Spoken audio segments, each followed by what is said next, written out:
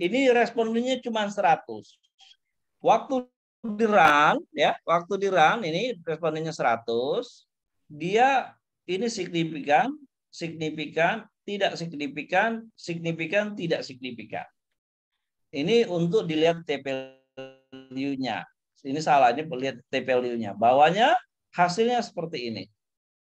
Hasilnya. Jadi waktu kita run ini terbalik, ini atasnya standardized dengan bawahnya ini signifikansinya, bawahnya standardized-nya terbalik.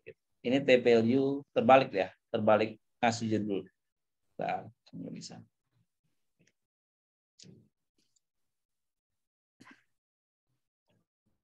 Atau terbalik gambarnya aja.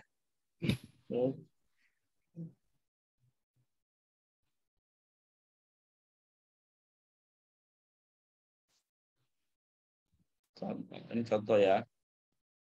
Ini TP-value.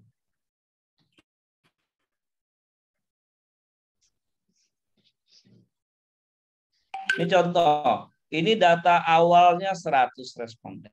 Dengan 100 responden, nah kita lihat bahwa di sini ini loading faktornya bagus semua, di atas 0,5 semua. Di sini pengaruh dari sini ke sini ke KL, dari MP ke KL sebesar 0,642. Pengaruh dari MP terhadap 0, ke KOM ya, kalau nggak salah ini kompetensi ya, ini 0,394. Tapi pengaruh dari KOM ke sini minus 0, sekian, 0,0063. Pengaruh PP terhadap KOM hanya minus 0,074. Pengaruh PP terhadap ini KL 0,349. Nah, di sini kalau diperhatikan semua loading faktornya bagus. 0,90 ini sebaiknya ya, loading faktor ini antara 0 sampai 1. Bagusnya di atas 0,5 menurut Hare ya, menurut Hare. Nah, kelemahannya kalau dia pakai Listre, pakai SAMPLS tidak tahu berapa error di sininya. Deltanya tidak tahu, ini pakai SAMPLS. Kemudian di sini juga nggak tahu errornya. Tapi ketahuan di sini besarnya determinasi R square langsung 82,4%.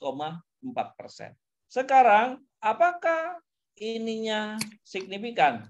Kita lihat sini. Ini yang signifikan hanya 1, 2, 3. Karena apa? Kalau pakai alpha 1 5% dia di atas 1,96 TP-value-nya. Kalau pakai alpha 10% di atas 1,64. Oke, kita pakai alpha 5%.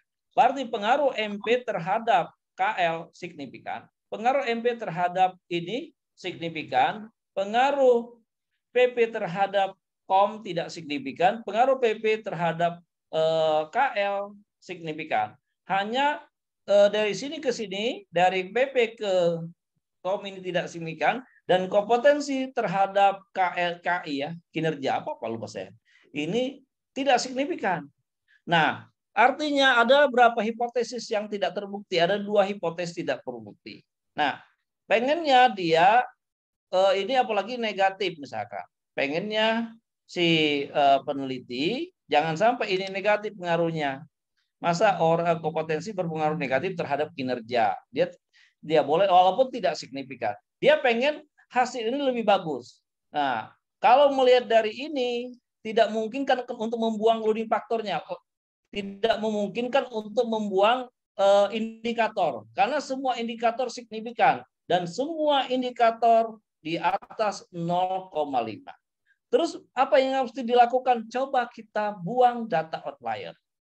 Artinya dari 100 itu kita ubah, ini oke lah ini. Nih, menjadi 83 responden. Tapi membuangnya itu tidak sembarangan. Lakukan uji Mahalanobis. Lakukan uji Mahalanobis itu menggunakan SPSS, datanya data ini Mahalanobis. Data Mahalanobis. Ini data utamanya. Data utamanya misalkan di model utamanya ini. Nah, datanya ini. Ini datanya semua ini ada 100 tuh, 100. Artinya 100 responden.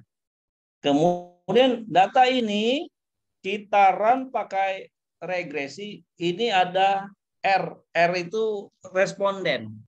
Ini ada nilai Mahalanobisnya. Ini tapi yang ini hasil run-nya ini, hasil run-nya. Ini namanya chi-square table.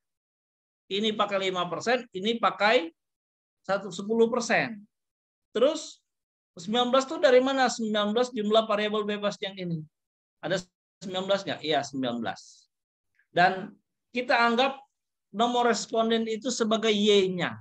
Semua data ini, semua data yang akan yang menjadi indikator di model utama, kita run, kita regresikan dengan nomor respondennya. Ini nomor respondennya. Ini real. Nah, terus bagaimana caranya? Caranya, awal mulanya kosong ini. Mahalin kosong. Ini nggak ada. Ini nggak ada kosong. Anggap aja saya kosong. Ini nggak ada. Terus bagaimana caranya? Caranya, data yang ini kita masukkan ke SPSS. Ya. Data SPSS-nya mana? Biar saya nggak. Sebentar ya. SPSS. Nah, ini data SPSS. Coba saya lihat.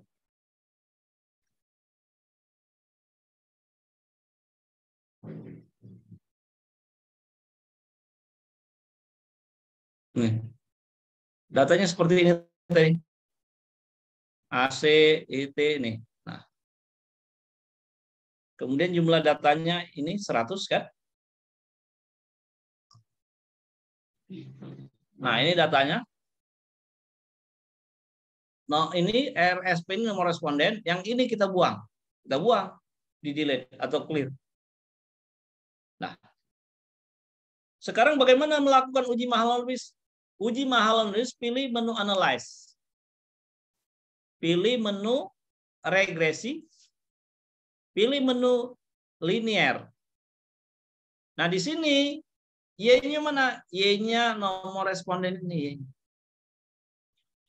Terus independennya mana? Seluruh indikator atau variabel indikator yang akan diolah di SEM. Independennya ini. Tuh. Kemudian bagaimana menunjukkan Mahalanobis? Di sini ada menu shift. Nah, di sini ada distancesnya, jaraknya, menggunakan Mahalanobis. Mahalanobis. Oke? Kita oke kan? Oke. Ini hasil regresinya. Nah, di sini pun ada Mahalanobisnya di hasilnya. Koefisien residual di sini. Ada nilai ininya, tapi tidak terlalu penting ini. Walaupun bisa tidak perlu terlalu dipikirkan ininya, minnya, uji Mahalanobisnya ya.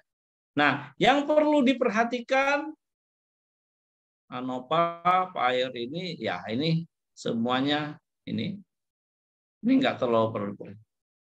Nah, yang perlu diperhatikan, lihat file datanya tadi. Datanya lihat, ini datanya lihat sudah muncul mahal. Nah, mahal ini, nilai Mahalanobis ini kita copy ke data aslinya Excel tadi, yaitu ini. Nih, data ini. Saya copy lagi di sini misalkan, saya sama enggak? Saya copy. Nah, dari sana kita copy ke sini, Ctrl V. Yes. Nah, sama kan? Nah, sama. Nah, udah ketemu. Sorry. Ctrl Z. Ctrl V sini.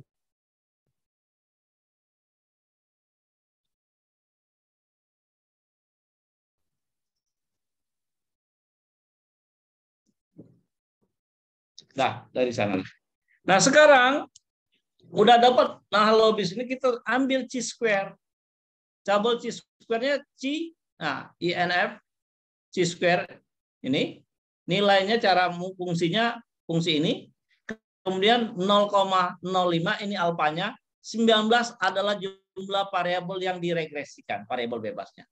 Dapatlah nilainya berapa? 30. Ini kalau pakai 5%. Kalau pakai 10%, 0,1 nilainya 27. Sekarang kita cek apakah nilai Mahalanobis ini lebih besar dari chi-square table. Kalau iya, maka artinya nilai tersebut outlier. Artinya satu baris ini outlier. Nah, kalau ini kita lihat if ya, fungsi if aja. If mahal ini U2 lebih besar dari 1, lebih besar dari ini, lebih besar dari ini ya. Nilai ini, maka dia nilainya 1, selainnya 0. Ini bisa saya copy, saya pindahkan ke sini, tetapi saya pakai Y, bukan saya pakai yang ini pakai Y, berarti ini bisa pakai X ini. Ini pakai X, ini yang X. Ini yang pakai Y. Ini pakai Y. Ini buat aja filternya atau statusnya. Filter atau filter 1. Nah, kalau ini kita lihat, ini kita copy ke bawah. Nah, Ctrl V. Nilainya berapa? Ini 17. Kalau pakai ini, kita copy lagi ke bawah.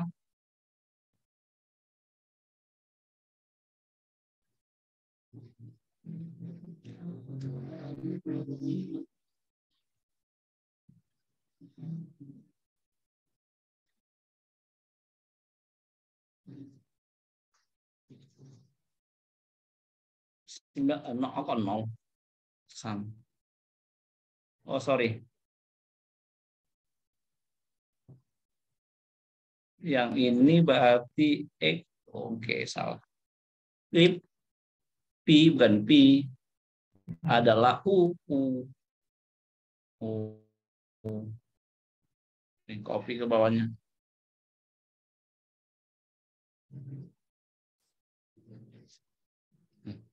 Kalau yang pakai 10%, dia 19 yang outlier.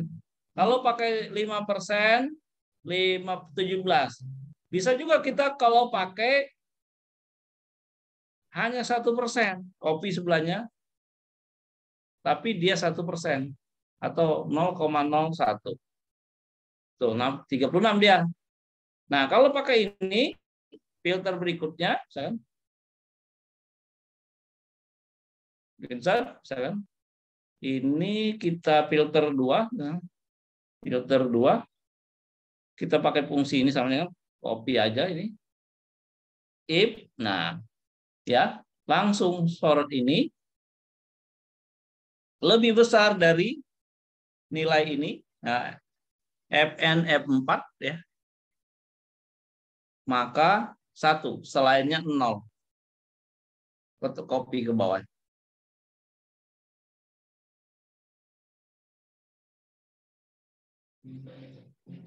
Tuh. Saya totalkan paling bawah berapa? Kalau pakai 1%, berapa? 9. Kalau pakai 1%, 9. Nah, di sini kita sudah melakukan uji Mahalanobis untuk memfilter atau membuang data outlier. Caranya bagaimana? Ya di blok aja nih, sudah di blok, data di blok. Di blok sini.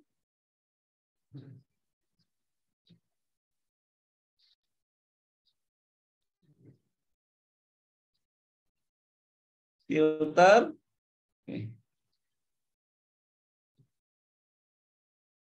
Nah, sorry, tadi di blok lepas filter.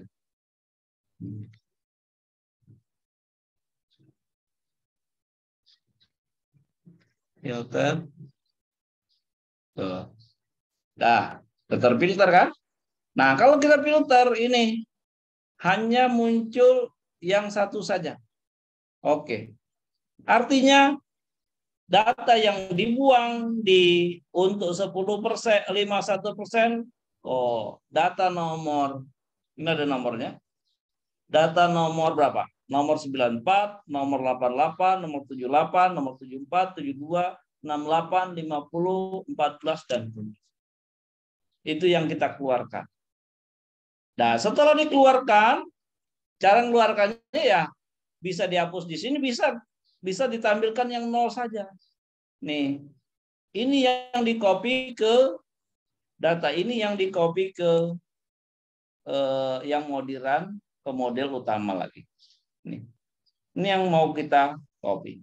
Artinya sudah kita buang sebanyak, kalau yang pertama ya yang menggunakan 1% sebanyak berapa tadi? Ini yang kita keluarkan sebanyak 9. Nah, bisa saja kita pakai, pertama kita pakai 1% dulu gimana hasilnya. Nah, otomatis waktu kita run modelnya di Smart PLS, artinya jumlah N-nya berubah. Yang data yang sudah kita katakanlah tadi, yang ini yang saya pakai 1%. Saya pakai 1%, otomatis data ini saya copy ke misalkan ke file baru, copy misalkan, saya buat di new, Ctrl P misalkan. Nah, ini yang akan saya run di model yang 10%. Saya simpan, yang 1% saya simpan. Data 10%, 1%. Data 1% mahal. Data 1% atau data 1% bisa, boleh nggak dia mahal? Soalnya biasanya tanda itu nggak boleh. Boleh. Artinya yang ini kita menggunakan membuang data outlier dengan uji Mahalanobis menggunakan alpha atau errornya hanya 1%. Nah, data ini setelah siap seperti ini, ada data seperti ini, yang mungkin kita perhatikan mau pakai digital desimalnya berapa desimal, dan inilah yang kalau pakai getaran pakai Smart PLS kita ubah ke data CSP-nya, delimited. Nah, yang data kasih aja data satu CSP. CSP-nya salah pilih, harus CSP yang deleted. Jangan CSP UTF, CSP yang betul-betul CSP. Mana CSP ini? Delimited. Yes. Artinya kemudian kebetulan di sini udah berapa kali saya simpan. Saya sudah punya data CSP yang 1%, error yang 5%, yang 10%. Nah, apakah model ini sama? Model semua data belum tentu. Waktu kita run di di Smart PLS-nya, berarti kita pakai yang itu tadi, yang terakhir, yang 1%. Nah, hasil ini akan mempengaruhi hasil di sini nanti. Nih, akan yang 100 responden begini hasilnya. Ada yang diterima hipotesisnya 3, tetapi ini nggak masuk akal, ditolak, tapi ini negatif ya, ini negatif. Kemudian di sini pakai 5% seperti ini. Kita lihat ini signifikan, yang ini signifikan tapi negatif. Ini misalkan. Ini signifikan tapi kurang bagus misalkan. Nanti akan kelihatan. Begitu yang 10% bagaimana? Yang 10% PP ke sini misalkan. Tidak signifikan dia negatif. Ini signifikan. Ini signifikan, signifikan. Yang sini misalkan tidak signifikan. Nah, jadi kalau dia tidak signifikan walaupun negatif nggak masalah. Yang ngeri itu, yang bahaya itu dia signifikan tetapi tidak sesuai dengan teori atau susah dipertanggungjawabkan. Kayak gini, mana ya? Dia signifikan misalkan tapi negatif, itu yang bahaya. Jadi intinya uji Mahalanobis ini memperbaiki model. Tapi saya sarankan yang diperbaiki dikeluarkan itu pada model utama saja. Pada model utama. Kenapa?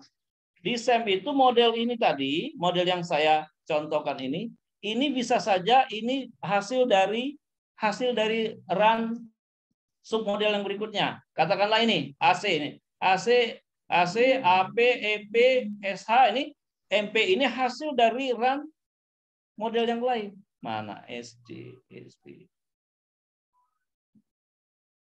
Contoh. Nah ini.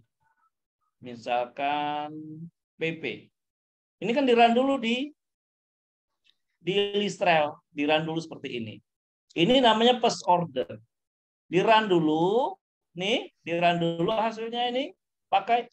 Nah, untuk informasi, kalau nge-run pakai model utamanya, katakanlah pakai model yang SEM utamanya, kita pakai SEM PLS. Di SEM PLS, karena kecukupan datanya, teorinya, dia memang harus pakai SEM PLS, tidak bisa pakai Listrel. Otomatis, doesn't ya, maghrib ya. Otomatis kita harus run dulu submodelnya. Run submodelnya itu untuk menghasilkan apa? Latent Parsival Score, TJ, IN, P, MA, dan sebagainya. Kalau di Smart PLS nggak bisa. Dan seluruh ini, dan ini TJ ini terdiri dari sekian pertanyaan atau instrumen di kuesioner. IN ini terdiri dari sekian pertanyaan di kuesioner. Untuk membuat rata-rata tidak boleh.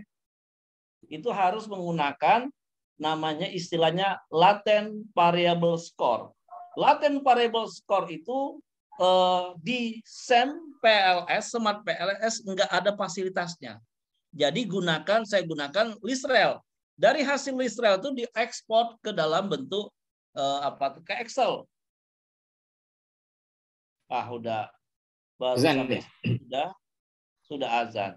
Itu kira-kira ini ya, kira-kira langkah-langkah kalau kita menggunakan SEM PLS. Saya stop dulu ya. SEM PLS. Jadi di SEM PLS itu kekurangannya. Pertama, kalau dia pengaruhnya bolak-balik tidak bisa.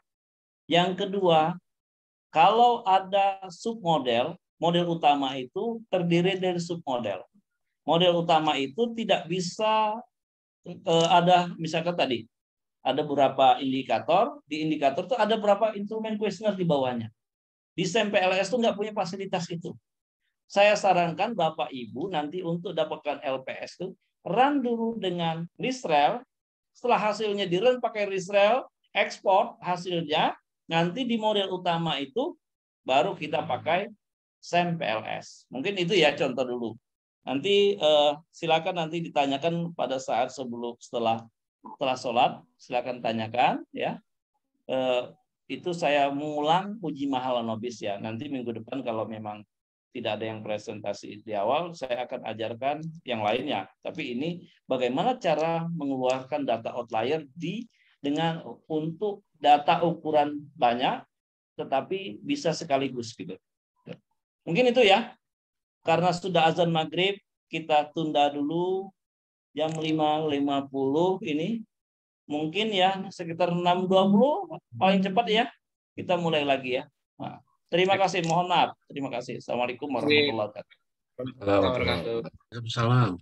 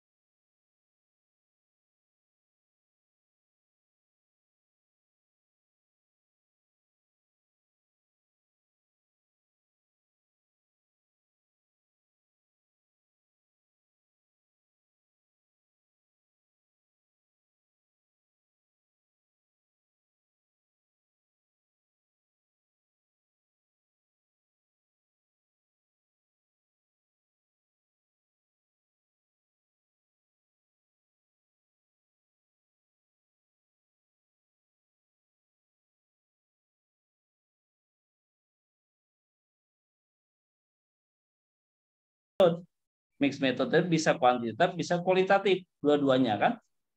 Nah, kemudian kualitatif itu ada, kuantitatif itu ada kualitatif yang dikuantitatifkan kan. Itu banyak ya. Itu. Ada pendekatan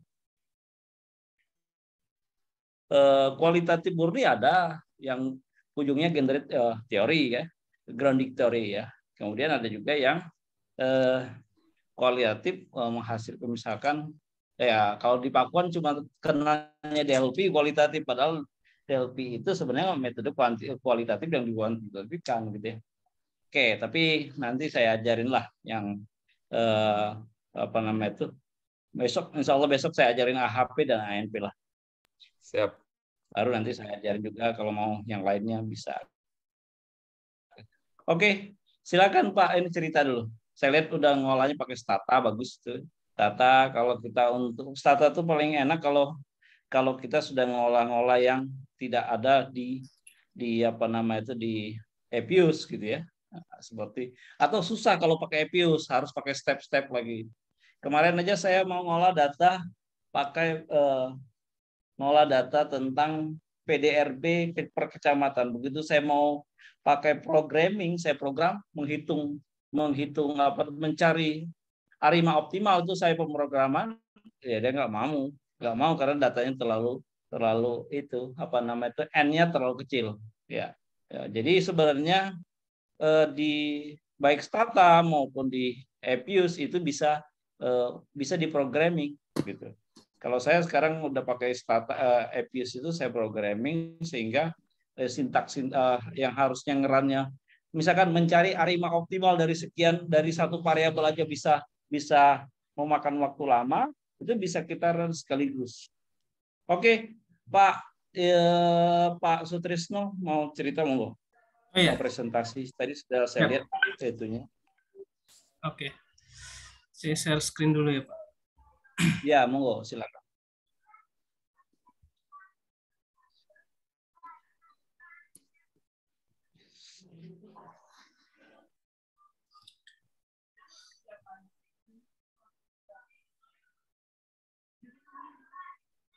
Sudah tampil, Pak? Sudah.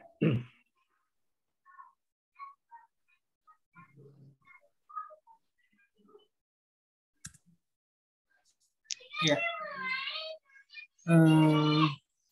Assalamualaikum warahmatullahi wabarakatuh. Selamat malam. Yang saya hormati Pak Dr. Hamzah dan rekan-rekan yang saya cintai. Berdasarkan tugas ADS ya, Analisis Data Science, saya coba mengolah data sekunder sebenarnya dari BPS, kemudian saya olah menggunakan Stata. Kira judulnya saya buat determinan faktor produktivitas tenaga kerja, estimasi model CEM, ya, FEM dan REM menggunakan Stata. Nah ini karena kemarin sudah diracuni oleh Pak Dr. Hamzah ya tentang Stata gitu. Jadi saya agak penasaran, saya coba pakai Stata ngolahnya. Kemudian sudah beli berarti ya. Ada beli berarti ya. Pakai yang trial, Pak. Pakai yang trial. Sementara ya. Di pertama pendahuluan dalam penelitian ini akan membahas tentang determinan faktor produktivitas tenaga kerja di Indonesia pada perusahaan industri pengolahan. Secara konsep dan definisi, industri pengolahan itu adalah suatu kegiatan ekonomi yang melakukan kegiatan mengubah suatu barang dasar secara mekanis, kimia, atau dengan tangan sehingga menjadi barang jadi atau setengah jadi. Nah, ini menurut definisi dari BPS sendiri. Kemudian jasa industri itu adalah kegiatan industri yang melayani keperluan pihak lain. Pada kegiatan ini bahan baku disediakan oleh pihak lain, sedangkan pihak pengolah hanya melakukan pengolahannya dengan mendapat imbalan sejumlah uang atau barang sebagai balas jasa. Kemudian perusahaan atau usaha industri adalah suatu unit kesatuan usaha yang melakukan kegiatan ekonomi bertujuan menghasilkan barang atau jasa terletak pada suatu bangunan atau lokasi tertentu dan mempunyai catatan administrasi tersendiri mengenai produksi dan struktur biaya serta ada seorang atau lebih yang bertanggung jawab atas usaha tersebut. Nah, perusahaan industri pengolahan ini dibagi 4 golongan. Yang pertama industri besar, dikategorikan banyaknya tenaga kerja, yaitu 100 orang atau lebih. Kemudian industri sedang, itu banyaknya tenaga kerjanya 20-99 orang.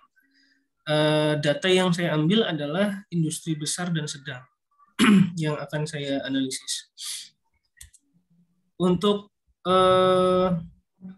golongan pokok perusahaan pengolahan yang akan diteliti, ini ada 5 perusahaan. Sebenarnya saya dapat datanya banyak ya, sampai 70 perusahaan ya, tapi karena waktu yang terbatas, saya baru dapat mengolah 5 perusahaan nih Pak.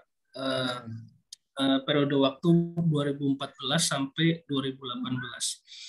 Nah, yang sudah saya olah itu data dari perusahaan makanan, minuman, pengolahan tembakau, tekstil, pakaian jadi, kulit, barang dari kulit, dan alas kaki.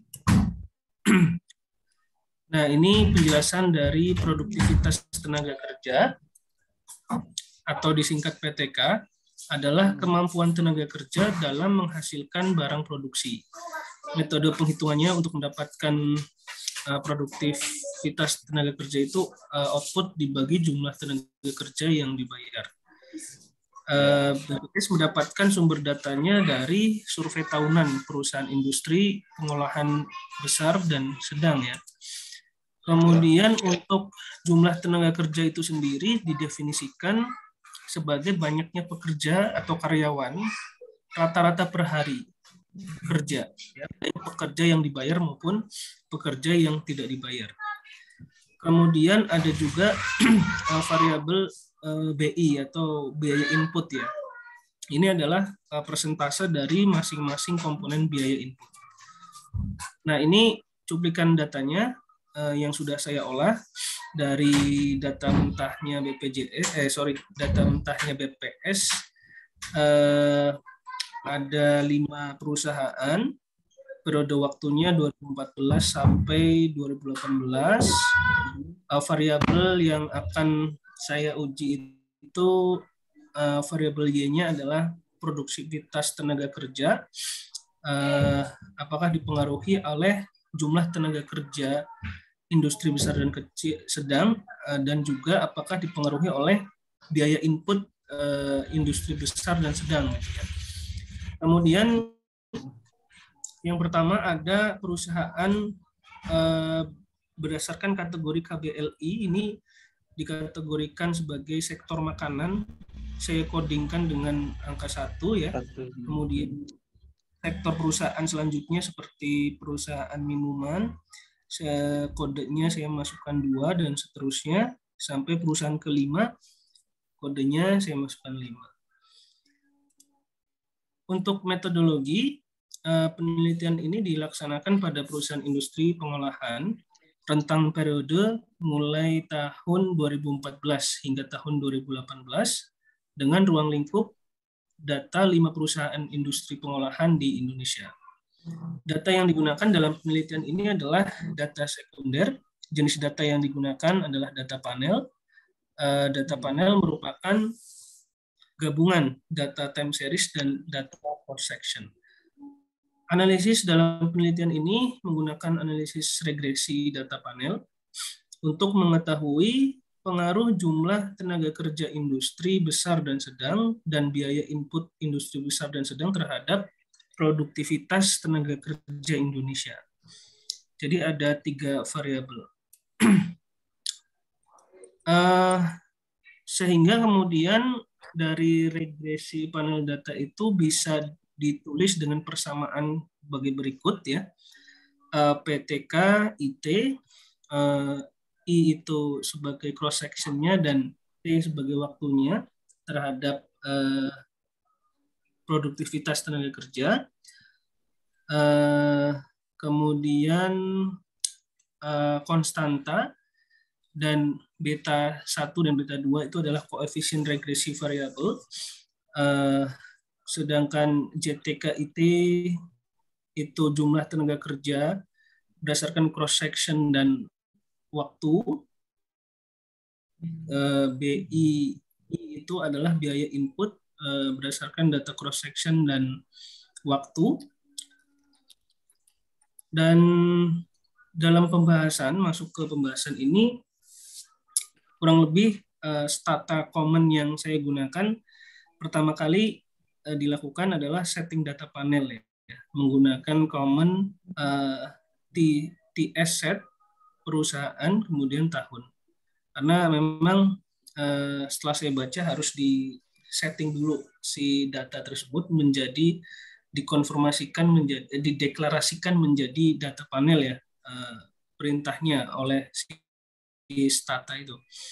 Kemudian setelah dideklarasikan data panel tersebut ya di dalam stata menggunakan perintah atau common TS set perusahaan tahun itu, kemudian kita setelah itu baru bikin analisis untuk estimasi model CEM ya, Common Effect Model, dengan perintah regresi PTK JTK BI ya, PTK spasi JTK spasi BI. Artinya regresi terhadap variabel Y dan dua variabel independen, yaitu JTK dan BI-nya. Kemudian estimate store CEM ya. Nah, nanti saya tampilkan hasilnya. Kemudian setelah mendapatkan common effect model estimation itu, selanjutnya kita menguji fixed effect model. Kita melakukan estimasi terhadap fixed effect model dengan menginputkan di stata itu dengan common XT-reg ya. Kemudian masukkan variabel Y-nya, kemudian variabel X-nya, kemudian koma FE, atau menandakan ini adalah fixed effect gitu, common-nya. Kemudian estimate store FEM ini untuk menyimpan hasil dari analisis data yang sudah muncul ya, harus harus dikomenkan estimate store FEM ya, agar tersimpan hasil analisisnya. Setelah FEM, kemudian kita estimasikan model selanjutnya yaitu RAM, Random Effect Model. Common-nya XT-reg, kemudian masukkan variabel Y-nya yaitu PTK, produktivitas tenaga kerja. Kemudian masukkan variabel bebasnya yaitu jumlah tenaga kerja dan biaya input, koma, kemudian RE theta dan estimate store RAM. Nah, setelah kita melakukan estimasi model dari mulai CEM, FEM sampai RAM, kemudian baru kita masuk uji COW gitu. Nah, uji COW ini untuk membandingkan mana yang paling layak kita gunakan dari estimasi model di atas tadi, apakah CEM atau FEM. Jadi untuk membandingkan CEM versus FEM gitu ya. Common-nya regress ya, masukkan variabel Y-nya yaitu PTK ini, kemudian variabel bebas spasi I dot perusahaan ya. Jadi perusahaan ini adalah data cross section-nya. Kalau I-nya itu ketentuan ya dari standar penginputan common stata. Kemudian tespang spasi I dot perusahaan. Nah, nanti akan muncul uji COW-nya. Kemudian setelah itu uji Hausman ya, untuk melihat kelayakan estimasi model FEM versus RAM. Jadi nanti apakah yang dipilih FEM atau RAM. Kemudian dilakukan Hausman spasi FEM spasi RAM. Nah, selanjutnya ketika nanti sudah didapatkan hasil uji COW dan uji Hausman itu kan kelihatan mana dari 4 kategori tadi, misalnya yang terpilih adalah estimasi model SEM, dan yang Hausman-nya yang terpilih adalah estimasi model REM, maka ini kita ujikan lagi menggunakan uji selanjutnya, yaitu uji Brush and Pagan-Lagrangian multiplier ini, untuk menguji dua model yang sudah dua-duanya diuji di atas pakai Chow sama Hausman dan sudah terpilih gitu ya. Terus dibandingkan di sini diuji Brush and Pagan-Lagrangian. Dibacanya gimana? Lagrange. Nah, ini tampilan di Stata. Ini pakai Stata 14, Pak Hamzah. Oke. Kalau kemarin kan Bapak pakai Stata 16 ya. 17 ya. Ya, ini agak ketinggalan. Nggak apa-apa, Pak. Sama aja Ya. kalau untuk itu nggak masalah. Siap. Nah, lanjut. Siap. Ini tampilan waktu pertama kali data di-input ya dari Excel ke Stata, seperti yang kemarin dicontohkan oleh Pak Hamzah. Kemudian ya uji Chow yang dilihat itu p-value dan alfanya ya 0,05. Uji Hausman juga yang dilihat adalah p-value dan alfa. Kalau mohon koreksi Pak nanti apabila ada kesalahan. Kalau uji Chow itu ya uji Chow kita lihat misalnya p-value-nya itu lebih kecil dari alfa, maka yang terpilih adalah estimasi model frame. Kalau kemudian p-value-nya lebih besar dari alfa, maka yang terpilih adalah model estimasi CHEM ya. Kemudian untuk Hausman itu ketika p-value-nya itu lebih kecil dari alfa, maka yang terpilih itu model estimasi REM. Dan kalau p-value-nya lebih besar dari alfa, itu yang terpilih adalah model estimasi FEM. Mungkin saya tampilkan data ininya, data dari statanya. Saya masukkan ke PowerPoint. Monggo, silakan. Nah, ini Pak.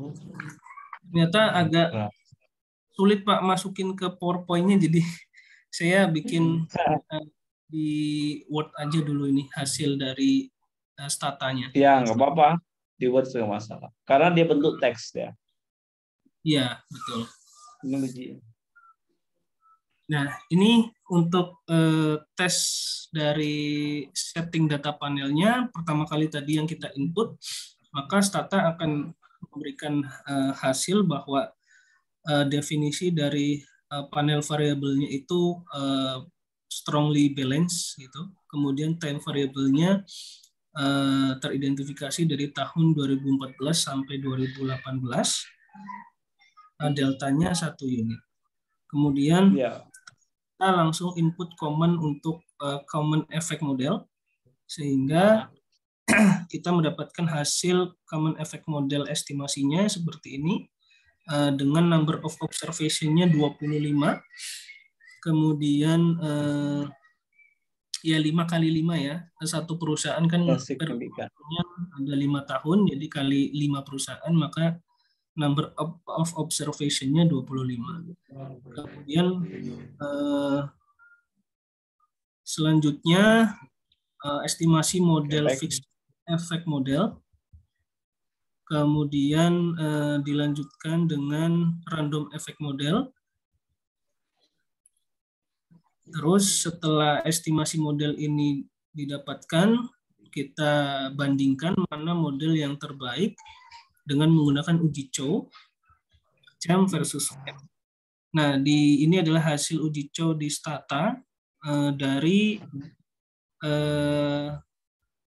data itu ya.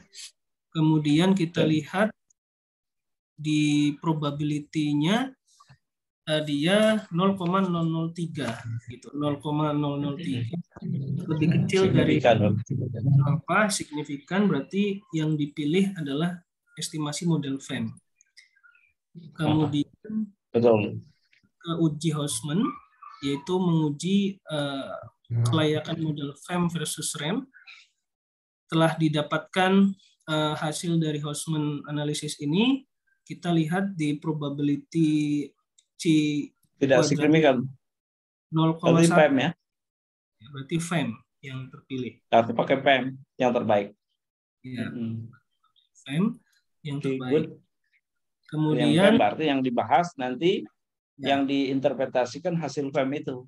Hasil FEM, betul. Saya kembali yang terbaik ya.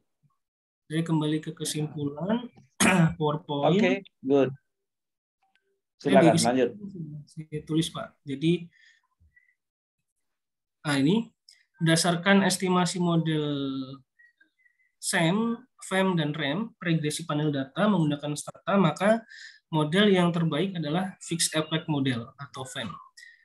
Hasil uji regresi dengan metode Fixed Effect Model dapat dilihat pada hasil tadi bahwa jumlah tenaga kerja memiliki nilai konstansa sebesar 0,0269 dengan nilai probabilitas yaitu 0,888 lebih besar dari 0,05. Artinya jumlah tenaga kerja industri besar dan sedang itu tidak berpengaruh terhadap produktivitas tenaga kerja. Sedangkan biaya input memiliki nilai konstanta sebesar 0,409 dengan nilai probabilitasnya yaitu 0,02 dan lebih kecil daripada alfa yaitu 0,05, artinya biaya input berpengaruh positif dan signifikan terhadap produktivitas tenaga kerja. Nah, jadi dari dua variabel itu hanya satu variabel yang berpengaruh secara signifikan terhadap produktivitas tenaga kerja Indonesia berdasarkan uji model estimasi SEM, FEM, REM ya, regresi panel data menggunakan strata. Seperti itu Pak, mohon izin, mohon koreksi kalau ada yang keliru. Terima kasih. Oke, selamat bagus ya, sudah berani mencoba. Sudah bagus, cuman cara interpretasi kesimpulannya agak kurang pas. Kemudian kalau pakai EPUS itu artinya tadi STEM itu sama dengan PLS ya, partial Pulley Square ya, sama dengan itu. Nah, kemudian sudah tepat yang dilakukan, apakah dia pakai Pulley Square atau pakai PEM atau pakai random effect atau sebaliknya, pakai Chow test, Houseman test, LM test. LM test ya, ada 3 tes itu yang itu pernah saya terangkan waktu saya ngajar regresi panel data menggunakan EPUS ya intinya.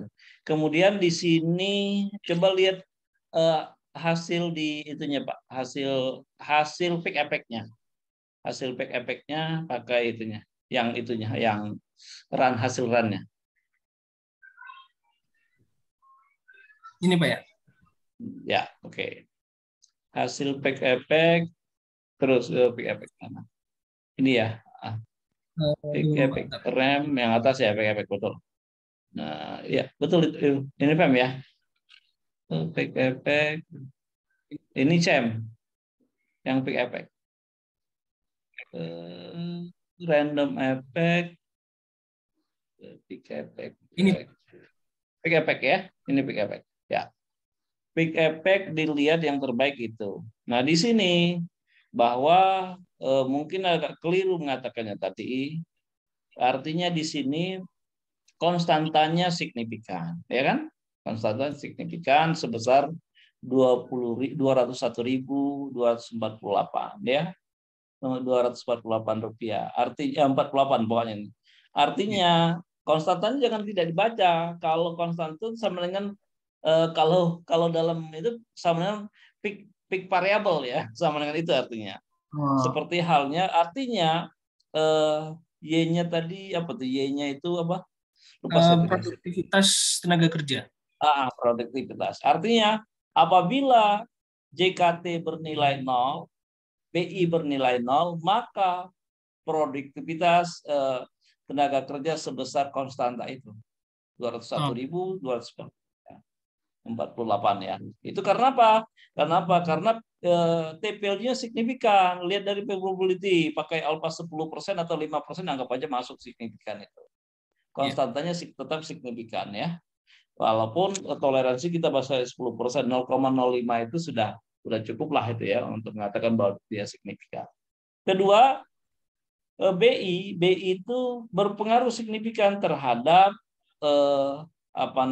terhadap produktivitas ya. BI itu bukan konstanta 0,49409 itu koefisien regresi atau slope-nya ya, slope-nya. Artinya dan dilihat signifikan dilihat dari p-value maupun t-value. Apabila terjadi penambahan satu satuan pada BI, maka akan menyebabkan pengaruhnya terbesar 0,409 terhadap produktivitas. Sedangkan JKT tidak berpengaruh signifikan, ya, tidak berpengaruh. Artinya kalau dia pakai hipotesis JKT tidak terbukti, BI terbukti, ya. Artinya, nah di sini berarti kelihatan bahwa apalagi R square-nya tadi saya lihat tinggi ya. Berapa R square-nya nggak tahu di mana tadi. Rho-nya itu rho ya. Rho ya 0,8 ya. 0,8. 0,85%. Artinya sekitar 86% lah dibulatkan. 86% variabel yang bebas itu bisa menerangkan model tersebut. Variabel yang 85%. Ada sekitar 86 sekitar. Artinya ada sekitar 14% yang tidak teridentifikasi ya, kayak errornya, estimate-nya itu. Kemudian dari F-test secara keseluruhan fungsi, artinya dia memiliki uji simultannya cukup layak. Dia secara simultan model itu layak karena ada yang berpengaruh signifikan. Itu dari sekian variabel yang ada yang berpengaruh signifikan. Kenapa? Karena F hitungnya pasti lebih besar F tabel. Tinggal lihat aja pada fungsi F418, lihat pada alfa 5% atau 10% berapa F tabelnya. Jika F tabel lebih besar dari F hitung, maka dia signifikan. Tapi daripada lihat F tabel, lihatlah probability F-nya. Apakah dia kurang dari alfa? Kalau pakai alfa 5%, dia masuk itu 0,03. Artinya 0,3%. Apalagi pakai alfa 10%. Nah, itu Pak. Jadi tadi uji Chow test, uji LM test, uji Hostman test itu untuk mencari model yang terbaik. Sebenarnya menggunakan stata itu lebih walaupun kita harus menulis sintaksnya, tetapi dia lebih mudah ya, lebih enak dipahami.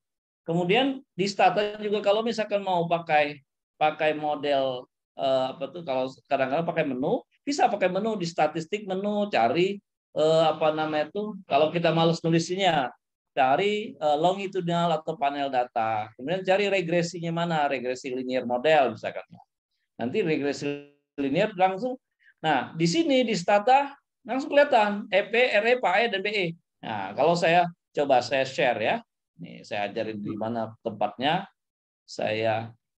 Nah, kalau kebetulan saya nggak unjuk datanya ya, nggak saya buka data hide plotting. Saya pakai yang versi 17. Ini bisa diupdate. Ini belum saya update all, bisa diupdate all. Oh, starter busy Canon nggak bisa dia update-nya. Oke. Nah, di sini astagfirullahaladzim. Kok dia? Nah, di sini fungsi menu statistik ya. Nah, di sini ada langsung aja kalau itu. Di sini ada longitudinal atau panel data. Pilih linear model di sini. Linear model langsung nggak ada ketahuan. Nah, ada model nih atau model IS random effect, between effect, peak effect ya. Bisa. Jadi kalau tadi hanya CM random dan itu ya. Dan peak effect. Tapi ke versi yang berikutnya sudah tambah lagi nih. Ada GLS random effect, ML random effect, between effect, population average, ada peak effect. Kemudian di sini ya kita tinggal masukin. Kebetulan datanya belum ada. Variabelnya apa? Ya. Variabel dependennya ada. Bentar. Saya sudah punya data belum? Kalau punya data saya buka dulu. Import. Import Excel. Import Excel. Coba.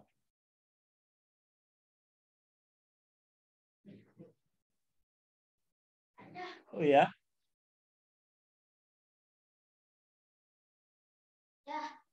Sebentar aja lagi ngajar.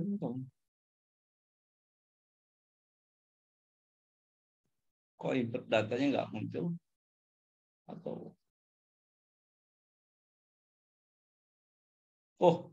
lupa mindahin itunya, apa nama itu, direktorinya. Change directory.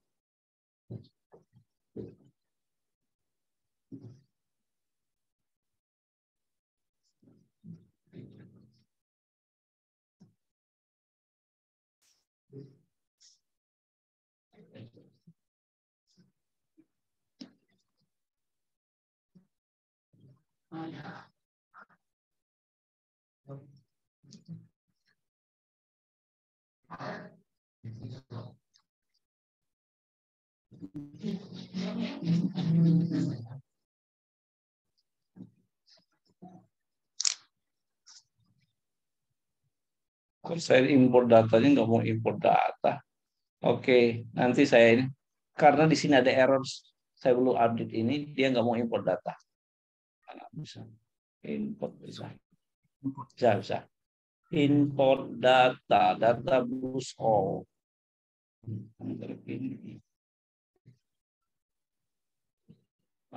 Akan Juni rasio. Oke. Mudah-mudahan ini datanya oke. Yes. Import. Input plus variable.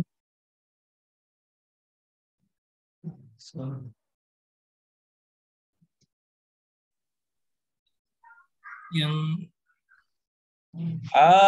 sayang masih datanya masih data belum saya. Sorry, datanya belum saya ubah ke dalam bentuk biasa. Harusnya data boost all kali yang sudah saya.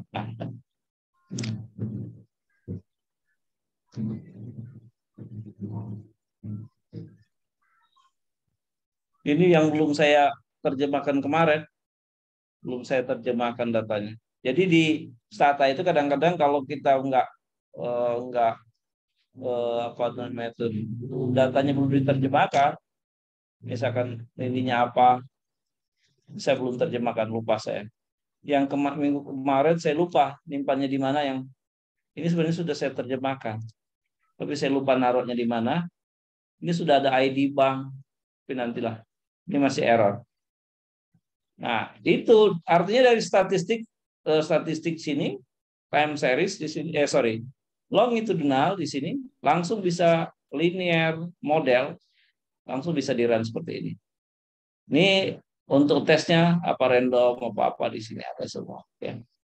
Nah, dan tapi kalau untuk belajar memang apa yang diceritakan oleh Pak Pak ini tadi itu lebih enak kalau ini ya. Kalau menggunakan sistem tadi untuk apa namanya itu, kita langsung menggunakan sintak-sintak itu lebih enak ya. Dan bahkan kita sebenarnya bisa di copy paste dari Excel, bisa di copy paste ke apa namanya, ke editornya. Cuman ya kalau kadang-kadang sensitif kalau kita lupa bahwa data yang kemarin sudah, kayak kemarin data yang sudah saya bisa saya baca semua mana gitu, yang tidak ada, kan kadang-kadang dia di baris pertama dia nggak mau ada, langsung data aja, lalu nanti kita definisikan menggunakan variabel tadi.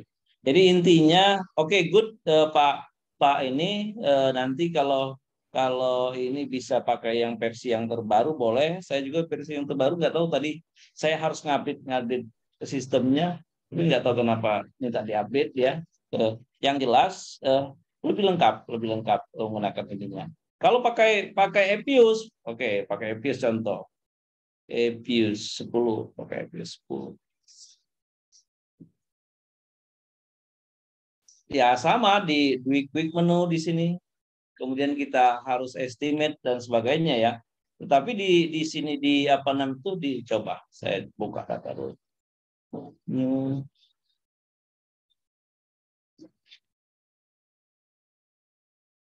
panel dia balance enaknya di sini kalau itunya dia lebih mudah aja. 2000 berapa? Coba data saya. Nah, datanya.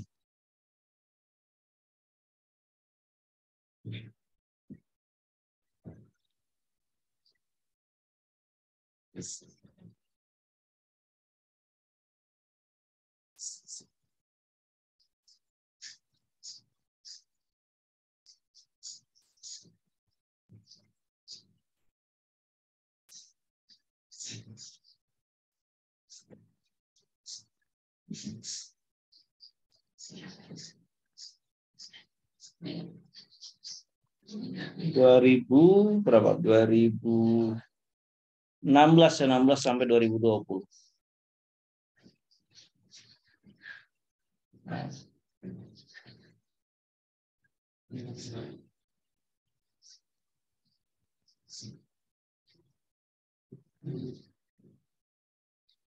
2016 misalnya 2020 misalnya.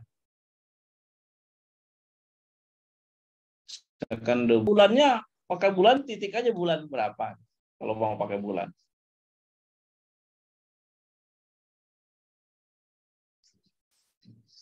Di sini MT.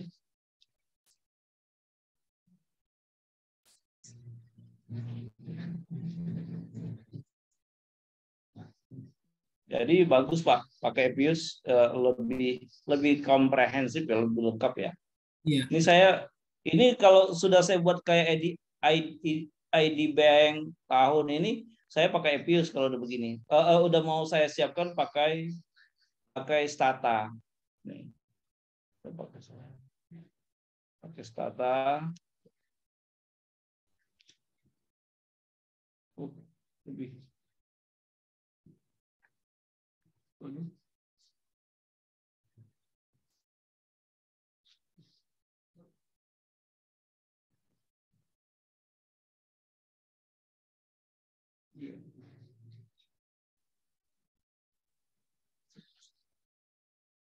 Mau di paste kelebihan kali. Kadang-kadang kalau kita nggak ini yang tadi.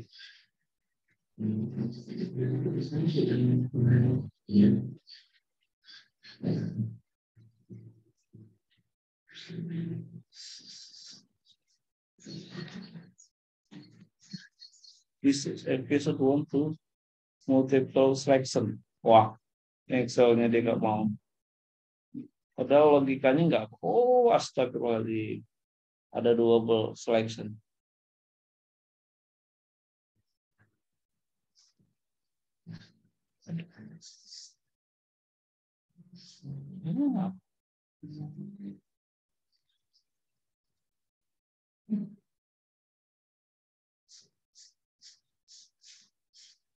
Apa dia nggak menyelek?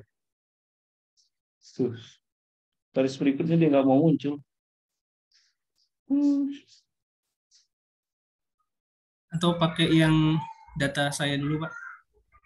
Oke, silakan pakai data Bapak. Monggo. Saya heran juga ini nggak mau diblok, nggak mau diblok. Tuh nggak mau diblok. Oh ini aja lah. Oke. Mau dia. Tadi nggak mau. Saya copy. Nah, mau. Tadi nggak mau diblok. Ctrl V. Mau lah. Tadi keblok itunya. Oke. Nah di sini Bapak Ibu coba lihat. Kalau kita pakai ini bisa pakai langsung seperti ini. Nah, di panelnya kalau pakai Pius ya, ini bisa langsung pakai epic effect, random effect. Nah, nanti testnya kita coba. Apakah ROA ini kan dipengaruhi BOPO, FDR, GCG dan ISR, tahu ya, inflasi, SU. Belum tampil. Nah, bisa tulis langsung ROA saya dipengaruhi oleh FDR. Wah, udah ini sudah saya share screen belum? Belum. Hah? Belum ya? Oh, sorry. Dari tadi cerita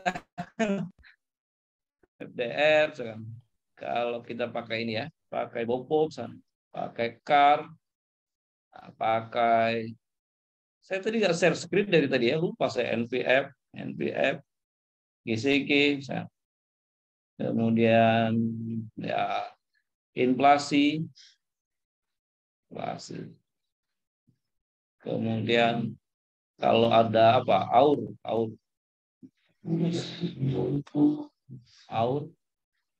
KUS dan sebagainya. Nah, di sini kan berarti kalau tadi pakai SAM itu least square ini. Ada dia dianggap least square seperti ini. Artinya dia non, efeknya non, ya. Inflasi not defined. Mana inflasi? Enggak ada. Inflasi, oh astagfirullah. Inflasi dia nggak mau salah tulis. Oke. Apa? Coefficient insufficient, kurang, kebanyakan itunya, kebanyakan variabel ininya, variabel bebasnya dia nggak mau. Nah ini kan bedanya kalau di situ tadi tidak muncul DW-nya Pak ya, Pak ini kalau pakai stata tidak muncul Darwin-Watsonnya. Ya, DW-nya nggak ada Pak, yang tadi. Itu kelemahannya di situ, dia nggak ini. Kemudian untuk melihat apakah peak effect, random effect, kalau ini kan itu ya, full ya. Nah, kemudian kalau kita mau estimate lagi, langsung estimate aja nih.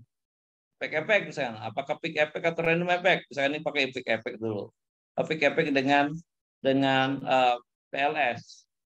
Not singular, artinya ada yang kalau apa namanya itu di ini tuh ada yang determinannya sama dengan 0 kalau begitu. Tidak, kalau dalam ini ya. Coba 19. Nah, itu enaknya di sini, bedanya di situ aja. Near singular berarti ada yang enggak lengkap ya. Near singular. Oke. Dia pakai peak effect nggak mau. Near singular dia kan. Oke. Nanti untuk chow test atau misalkan pakai random test atau chow test, di sini ya lebih enaknya di sini aja dia. Enggak mau dia karena apa? Dia bilang karena ada data yang kosong di sini. Dia kelemahannya di sini. Kalau datanya ada yang kosong, sorry. Nah, ini ada missing data pasti. Ada nih di 2020 ada data kosong nih, data kosong ya. Jadi kalau pakai apa namanya itu peak effect, random effect, nah kemudian di sini ngulang lagi si Bopo FDR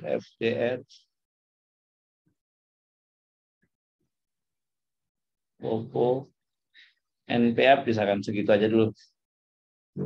NPF. Oke, yes.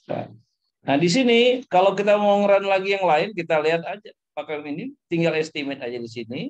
Gitu. Ada kelebihan dan kekurangan semua ya, semuanya. Kemudian, oke. Nah mau ngeceknya apakah di random effect, peak effect atau PLS, lihat di sini aja Houseman testnya. Di sini redundant, peak effect kan. Tuh. Berarti dia peak effect dengan ini. Yang tadi peak effect dengan PLS. Berarti di peak effect dia. Sekarang ini signifikan. Berarti yang dipakai peak effect. Nanti dia tunjukin peak effect yang mana yang paling bagus. Gitu hasilnya. Tuh. Itu kira-kira bedanya di situ aja dengan ini. Lebih. Kita bisa cek. Oh ini 1,2.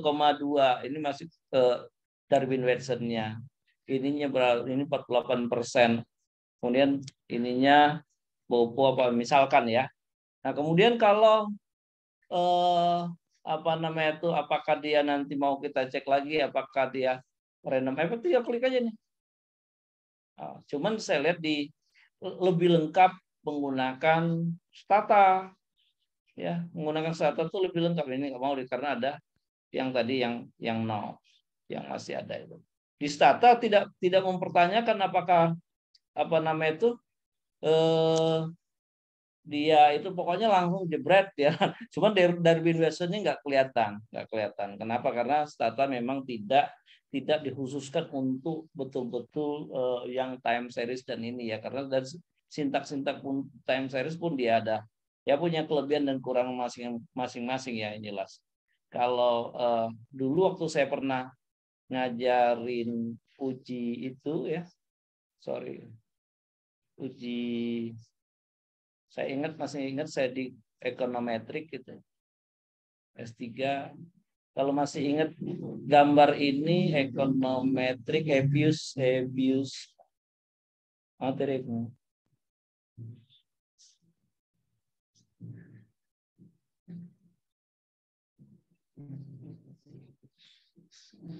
Nah ini yang diterangkan oleh Pak itu tadi sebelum itu, ini yang diterangkan oleh Pak Sutrisno tadi, Pak Sutrisno ya. Ya, siap Apa Pak. pick effect atau pakai chow test. Ini untuk menguji apakah kita menggunakan model pendekatan pick effect atau Pulley square pakai chow test. Tadi beliau kalau di Stata pakai CEM tadi kan? Ya, CEM betul. ya. Kemudian apakah pick effect atau random effect pakai Hausman test? Apakah random effect atau Pulley square atau CEM tadi pakai LM test? Itu. Nah, enaknya dia tidak ini langsung di run versus sekian, tapi dia tidak memperhatikan apakah dia ada Darwin Watson-nya, apakah mempunyai efek autokorelasi, efek masih ada efek guard-nya atau tidak, heterogestisitas itu nggak kelihatan. Ya, jadi Bapak Ibu, tapi kalau saya lebih suka kalau pakai Stata, saya kalau ngeran misalkan saya ngeran regresi simultan itu lebih lengkap dia. Lupa lagi saya saking lamanya. Regresi simultan. Multiple equation. Nah, ini multiple equation, multiple regression. Ini regresi simultan di sini.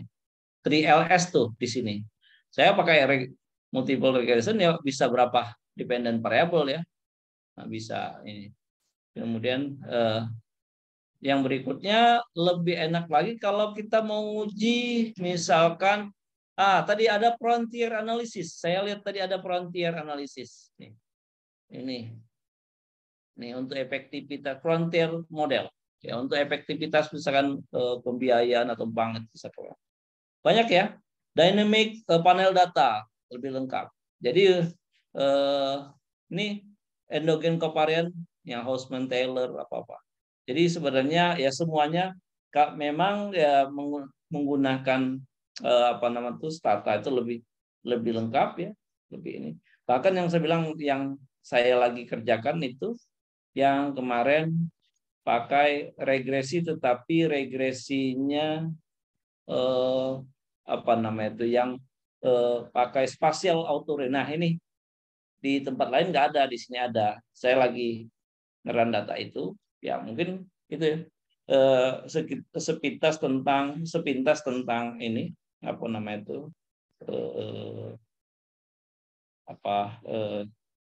ini Stata. Kalau pelan-pelan ya insya Allah mudah, Stata itu mudah. Cuman ya apa yang dilakukan oleh Pak Sutrisno itu udah benar. Jadi belajar Stata itu kalau mau paham betul ya pelajarin sintak-sintaknya, perintah-perintahnya. Kalau saya ya kadang-kadang mau cepat saya nggak usah pakai sintaknya, saya baca itunya aja, langsung pilih menu, ketemu gitu ya. Tapi kalau mau tahu tahu ini ya pakai sintak lebih enak sih sebenarnya. Cuman ya repot aja Pak, harus ketik ya, harus tulis, ketik lagi kan. Tapi kadang-kadang di comment line itu bisa sorot ke atas, sorot ke bawah ya. Tetapi kalau di Stata di ini saya biasanya ada pemrograman nih. Kalau saya misalkan contoh saya pernah memprogram untuk ini. Nah, ini ada pemrograman nih. Program ya. Nih pemrograman. Jadi waktu saya ngeran data kemarin kapan itu? Waktu saya ngeran tentang CLE. Oh sorry, NCL. Apa nama tuh? CLI. Mana ya? Bentar. Punya kok. Pupuk Kaltim. Nah, saya tuh suka lupa. Ini banget pupuk. Wah, nggak tahu kemana ya. Tapi intinya dia itu bisa diprogram. Pupuk Kaltim.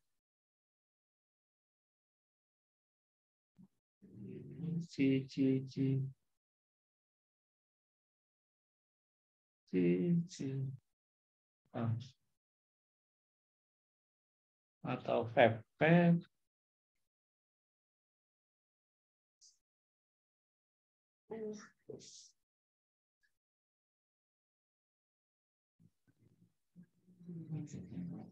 Enggak.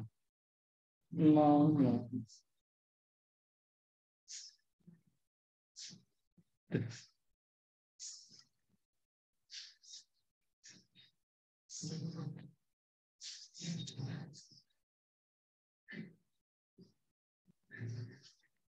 Karya saya kemarin ngolah data, saya programming.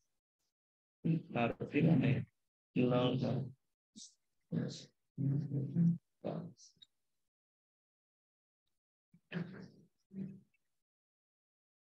Nah ini ada saya buat program Arima nih. Nah ini saya buat program seperti ini. Ini pernah saya buat program. Jadi misalkan ada sekian, masih kelihatan ya? Ada sekian ini project ngolah data saya. Ada sekian variabel saya run. Ini ada sekian variabel saya run pakai Arima. Jadi karena banyak, sayang datanya nggak cukup N-nya. Ini tinggal saya run aja sini. Kalau udah selesai, saya run nih. Cuman saya run oke. Padahal saya mencari Arima optimal untuk KC1 sampai KC40, artinya 40 kecamatan di Kabupaten Bogor dan data Kabupaten Bogor untuk PDRB tahun 2011 sampai 2002. Saya cari Arima optimalnya, indeks automatic sekian Arima optimal. Nah, saya run aja, tinggal ngerun. Saya run. Nih, tapi dia nggak mau. Kenapa nggak mau? Karena insufficient, kurang. Insufficient number observation, please. Ya nggak bisa. Jadi minimum jumlah N-nya itu ya, karena jumlah S-nya cuma 11 observasi ya, akhirnya saya tidak putuskan tidak pakai Arima saya. Saya coba pakai Winters atau saya pakai dekomposisi, saya coba. Itu rupanya antara Winters dengan dekomposisi yang terbaik adalah yang metode dekomposisi ya kayak gitu. Jadi saya kadang-kadang begitu ya. Tapi kita lihat untuk forecasting itu dilihat MSE apa nama tuh MAPE-nya MSE dengan satu lagi tuh lupa saya MSD ada 3 itu kan. Nah, nanti dilihat di mana terbaiknya. Kalau kita mencari forecasting, kadang-kadang kita pengen menggunakan metode yang terbaik, misalnya Arima 12 atau Arima 13 atau Arima apa yang terbaik. Cuman begitu kita cek, datanya nggak cukup, gitu. Dan bisa diprogram. Makanya saya kalau di Stata saya belum coba pemrogramannya, tapi dia kan sintaknya pakai pemrograman. Mungkin itu dulu ya hari ini. Ada lagi yang mau dikomentari atau yang mau ditanyakan? Oke Pak ini bagus ya Pak Slamet. Tinggal cara Pak Trisno, Pak, bagaimana cara menginterpretasikan kenapa kita pakai metode itu. Udah benar itu, udah bagus itu. Semakin ke sini berarti kan semakin kaya sahasananya, tidak hanya pakai EPU saja, Minitab saja, SPSS saja, bisa saja pakai Stata dan sebagainya. Jadi kalau saya gunakan software apa? Saya pasti ada tujuannya karena saya cari efektivitas, cari kelebihannya. Itu aja intinya. Tapi kalau misalkan lebih untuk sosial, lebih supaya banyak tabel-tabel yang bagus ya, mungkin saya cukup pakai SPSS dengan EPU saja. Mungkin itu tergantung ya. Nah, tapi kalau udah ngejelimet ke arah saintis, arah ini gantinya pakai SAS, saya pakai Stata. Oke. Ada lagi yang mau disampaikan? Bu Nanda, gimana kabarnya Bu Nanda? Ya, baik Pak Dokter. Ya, baik Pak. Nggak ada suaranya, Bu. Baik Pak, baik Pak Dokter. Jaringan ini ya? Nah, baik ya. Pak Saiful, Pak Reza. Jaringan Pak. Oke, hari ini cukup ya. Ya. Cukup karena besok pagi sampai ketemu besok pagi. Besok saya ajarin ANP atau plus. Saya ajarkan mungkin saya sudah update super decision saya. Saya ajarkan AHP dengan expert choice atau super decision. Kalau pakai super decision, Bapak Ibu bisa pakai mengolah data AHP, bisa menggunakan ANP. Jadi duanya.